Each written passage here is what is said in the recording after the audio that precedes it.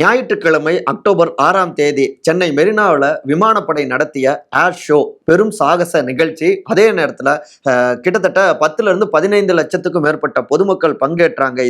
இது ஒரு உலக சாதனை அப்படின்லாம் சொல்லப்படுது.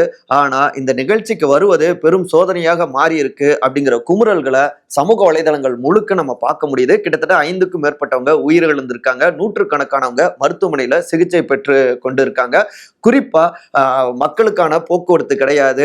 அதுக்கடுத்து தண்ணீர் வசதி செய்து தரப்படவில்லை, கழிப்பிட வசதி இல்லை, உரிய பாதுகாப்பு இல்லை. அதே நேரத்தில் நிகழ்ச்சிக்கு வந்த முதலமைச்சர் மற்றும் துணை முதலமைச்சர் உள்ளிட்ட விஐபிகளுக்கு மட்டும் எல்லா விதமான பாதுகாப்புலையும் ஏற்பாடுகளையும் செய்து கொடுத்திருக்கு காவல்துறை அப்படின்னா விமர்சனங்கள் வந்த வண்ணம் இருக்குங்க. கடந்த வாரத்துல துணை முதலமைச்சராக பொறுப்பேற்றப்ப திரு உதயநிதி ஸ்டாலின் இது பதவி இல்ல பொறுப்பு அப்படின்னாரு. கொஞ்சம் பொறுப்போடு நடந்திருக்கலாம் இல்லையா இந்த நிகழ்ச்சியை ஏற்பாடு செய்தப்ப அப்படிங்கிற கேள்விகள் வந்த வண்ணம் இருக்கு.